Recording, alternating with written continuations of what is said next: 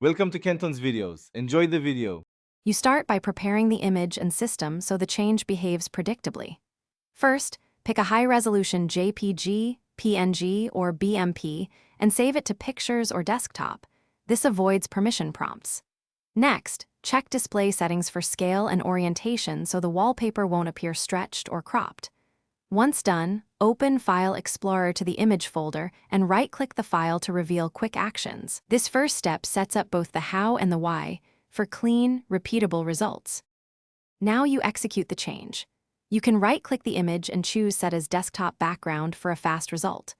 Alternatively, open Settings, go to Personalization then Background to pick Picture, Solid Color, or Slideshow and browse for your file. Use this when you want more control. Make sure to select Fill, Fit, Stretch, Tile, Center, or Span depending on resolution and multiple monitors so the image displays correctly. If using a slideshow, set Interval and Shuffle to manage rotation. Finish by confirming how it looks and resolving common snags. You should check lock screen settings separately if you want the same image there. They don't sync automatically. If Windows prevents the change, make sure the file is in a user-accessible folder like Pictures.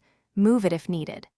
If the image appears cropped or blurry, change the fit option or use an image closer to your display resolution. This fixes most visual mismatches quickly and keeps your desktop sharp.